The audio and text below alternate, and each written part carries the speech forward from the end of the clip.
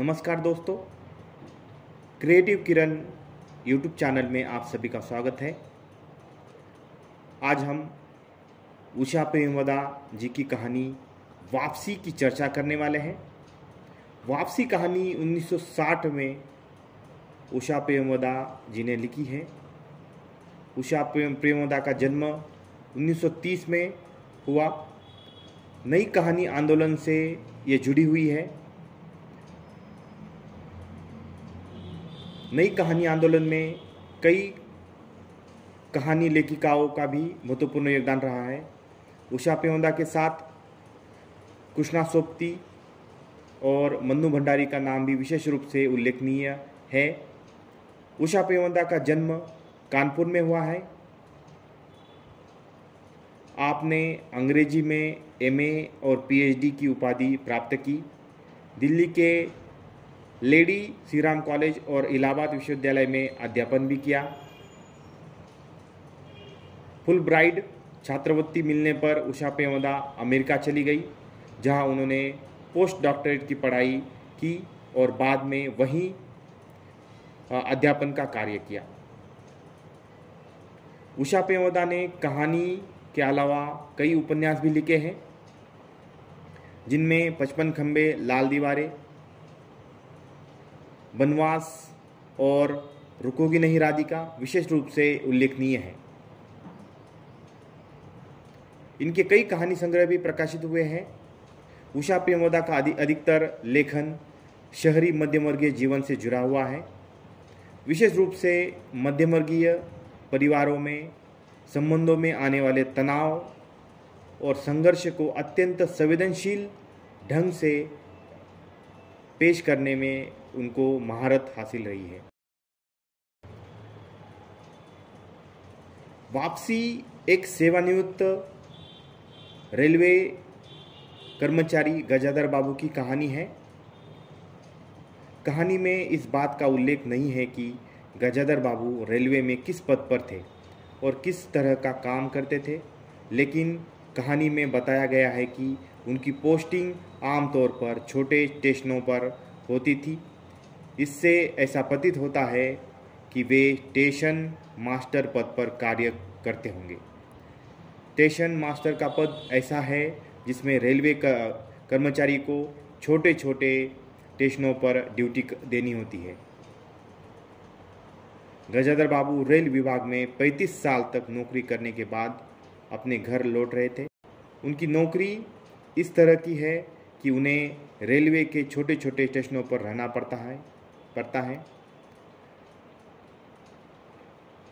उन छोटी जगहों पर वे अपने बच्चों की पढ़ाई का उचित प्रबंधन नहीं कर सकते थे और न ही वे अपनी पत्नी और बच्चों को अन्य सुविधाएं प्रदान कर सकते थे। यही सोचकर उन्होंने शहर में एक मकान बनवा लिया था, जहां उनकी पत्नी अपने बच्चों के साथ रहती थी।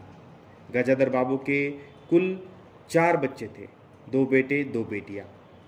एक बेटी और एक बेटे की शादी हो चुकी थी। बेटी शादी के बाद ससुराल चली गई थी, लेकिन बेटा उसी मकान में अपनी माँ, पत्नी और छोटे भाई और बहन के साथ रह रहा था। छोटे भाई बहन अभी पढ़ रहे थे। गजाधर बाबू लौटकर इसी अपने घर परिवार में आते हैं। उनमें घर लौटने की खुशी थी। पत्नी का साथ दोबारा पाने की इच्छा है, जिनके साथ बिताए कई सुखद अनुभव उनकी यादों में बसे हैं। पत्नी की सुंदर और स्नेह भरी छवि उनकी स्मृतियों में बनी हुई है। लंबे काल तक अपनी पत्नी और बच्चों से अलग और अकेले रहने से उन्हें मुक्ति मिलने वाली है। हालांकि उनके मन में इस बात का विषाद भी है, दुख भी है कि इतने सालों जिस संसार में वे रहे वो उनसे छूटने वाला है। यहाँ उन्हें आदर भी मिला है और स्नेह भी मिला है, लेकिन जहाँ वे जा रहे हैं वह उनका अपना घर संसार है। गजाधर बाबू के उस समय की मानसिकता को कहानीकार इन शब्दों में व्यक्त करता है। गजाधर बाबू खुश थे, बहुत खुश, 35 साल की नौकरी के बाद वो रिटायर होकर जा रहे थे। इन वर्षों में अधिकांश समय उन्होंने अकेले रहकर काटा था। उन अकेले क्षणों में उन्होंने इसी समय की कल्पना की थी जब वो अपने परिवार के साथ रह सकेंगे। कहानी का केंद्रीय मुद्दा यह है कि घर पहुंचने पर क्या उन्हें वही संसार मिलता है जो उनकी यादों में बसा था और जिसके मिलने की उन्होंने उम्मीद की थी। गजाधर बाबू को वह दुनिया नहीं मिलती जिसकी उन्होंने उम्मीद की थी। जल्द ही उन्हें एहसास हो जाता है कि वे अपने ही घर में बिन बुलाए मेहमान की तरह हैं। उनके आने से जैसे घर की बनी बनाई व्यवस्था में व्यवधान पैदा हो गया। कहानी में कुछ ऐसे प्रसंग का उल्लेख है जो उन्हें धीरे धीरे अपने घर वालों से दूर ले जाती है। यहाँ तक कि उन्हें लगता है कि उनकी पत्नी भी अब उनसे जो है दूरी बना रही है। वे हर घटना के बाद घर से दूर छोटे स्टेशनों पर बिताई अपनी ज़िंदगी को याद करने लगते। कहानी की शुरुआत में ही वर्णित एक घटना के उल्लेख से इसे समझा जा सकता है। लौटने के बाद पहली बार गजाधर बाबू अपने बच्चों के बीच जाते हैं जो उनकी अनुपस्थिति में चाय पीते हुए हंसी मजाक कर रहे होते हैं, लेकिन उनको देखकर सब चुप हो जाते हैं। बहू अपने सिर पर पल्लू रखकर चली जाती है। बेटा चाय का आखिरी घुट भरकर वहाँ से खिसक जाता है। बेटी बसंती पिता के लिए चुपचाप कप में चाय उड़ेलती है और कप उनके हाथ में पकड़ा देती है। पिता चाय का घूंट लेते हैं और कहते हैं, बेटी चाय तो फीकी है। यह छोटी सी घटना इस बात को बताती है कि पिता की पसंद नापसंद के बारे में बच्चों को कोई जानकारी नहीं है। इस बीच पत्नी वहाँ आती है, लेकिन वह अपना ही दुखड़ा रोने लगती है। गजाधर बाबू चाय और नाश्ते का इंतज़ाम करने लगते हैं। उन्हें ऐसा लगने लगता है कि उनकी मौजूदगी ने घर में कोई उत्साह पैदा नहीं किया है। ऐसे समय उन्हें रेलवे स्टेशन के अपने नौकर गणेश की याद आती है। रोज़ सुबह पैसेंजर आने से पहले वह गर्मा गर्म पूरियाँ और जलेबी लाता था। गजाधर बाबू जब तक उठकर तैयार होते, उनके लिए जलेबियाँ और चाय लाकर रख देता था। चाय भी कितनी बढ़िया, कांच के गिलास में ऊपर तक भरी लबालब, पूरे 2.5 चम्मच चीनी और गाढ़ी मलाई। पैसेंजर भले ही रानीपुर लेट पहुँचे, गणेशी ने चाय पहुँचाने में कभी देरी नहीं की। क्या मजाल कि कभी उससे कुछ कहना पड़े। गजाधर बाबू अपने घर वालों से गणेशी से ज़्यादा की अपेक्षा करते थे, लेकिन उन्हें गणेशी जैसी सेवा और आदर घर में नहीं मिल रहा था। इसका उन्हें एहसास होने लगा था। बाद की घटनाओं से यह एहसास बढ़ता जाता है। घर में उनके रहने की व्यवस्था कुछ इस तरह की जाती है जैसे किसी मेहमान के लिए कुछ अस्थायी प्रबंध कर दिया जाता है।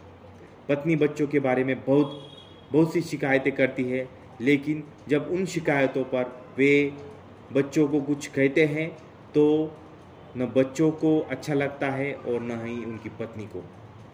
अपने प्रति अपनी पत्नी और बच्चों का व्यवहार उन्हें अंदर तक आहत कर देता है। पत्नी की जो सुंदर और स्नेह भरी छवि देखने की उम्मीद उन्होंने की थी, उन्हें लगता है कि वह कहीं खो गई है। अब वही पत्नी कुछ इस तरह नजर आती है। गाढ़ी नींद में डूबी उनकी पत्नी का भारी शरीर बहुत बेडौल और कुरूप लग रहा था। चेहरा श्रीहीन और रूखा था। गजाधर बाबू का पूरा व्यवहार घर के मुखिया सा है, जो मानता है कि घर में व्यवस्था और अनुशासन लाने की जिम्मेदारी उनकी है। इसके लिए वे जो भी प्रयत्न करते हैं, वे बच्चों को अपनी ज़िंदगी में दखल लगते हैं और इस बात को वे किसी न किसी रूप में व्यक्त भी करते हैं। इससे गजाधर बाबू और अधिक दुखी हो जाते हैं। उनका अकेलापन और अधिक बढ़ जाता है। लेकिन जब उनकी पत्नी बताती है कि बड़ा बेटा अमर अलग होना चाहता है, तो वे समझ जाते हैं कि इस घर में उनके लिए कोई जगह नहीं है। पिता की गैर मौजूदगी में अमर घर का मालिक बनकर रहता था। बहू को कोई रोक टोक न थी।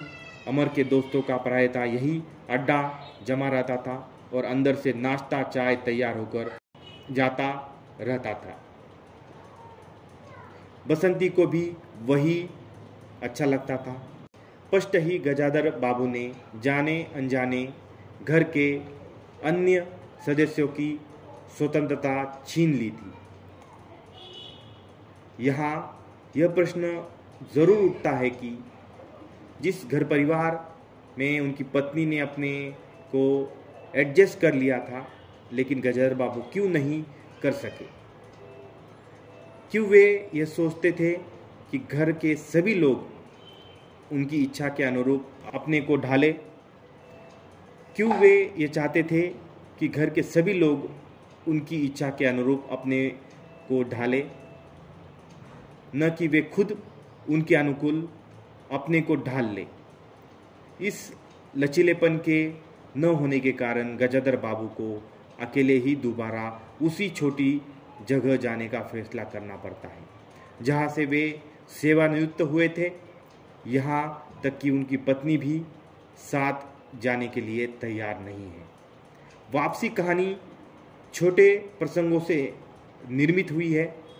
इसमें ऐसा कोई प्रसंग नहीं है जो असामान्य हो, लेकिन इन सामान्य प्रसंगों से ही कहानी में गजाधर बाबू का अकेलापन बहुत ही तीव्रता से उभर कर आता है।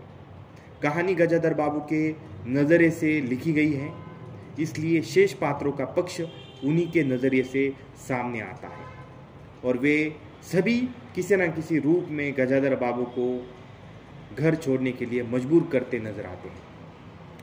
कहानी को 3 भागों में विभाजित करके देख सकते हैं। पहले भाग में गजाधर बाबू का रिटायर होकर अपने घर लौटने से संबंधित प्रसंग है। यह भाग छोटा है, जिसमें घर परिवार के बीच लौटने का उत्साह मुख्य रूप से व्यक्त हुआ है। दूसरा भाग जिसमें कहानी का विकास होता है, उसमें गजाधर बाबू का अपने घर परिवार वालों के साथ रहने से जुड़े प्रसंग दिखाई देते हैं। इस प्रसंगों में के माध्यम से गजाधर बाबू का अपने ही परिवार से होने वाले मोहभंग का अपेक्षाकृत विस्तार से वर्णन है। तीसरे भाग में उनका वापस लौटने को दिखाया गया है। जहाँ से वे रिटायर हुए थे वही वापस लौट कर जाते हैं। इस तरह गजाधर बाबू की नौकरी से पहली वापसी और घर से दूसरी वापसी खत्म हो जाती है। तीसरे भाग में उनका वापस जो है उसी जगह पे एक चीनी मिल में नौकरी का प्रस्ताव को वो स्वीकार करते हैं और वहीं पे लौट जाते हैं। इस तरह नौकरी से वापस लौटकर नौकरी को ही वे वापस चले जाते हैं। इस तरह से इस कहानी को हम यहाँ पे समाप्त करते हैं। मिलते हैं किसी नई कहानी में। धन्यवाद।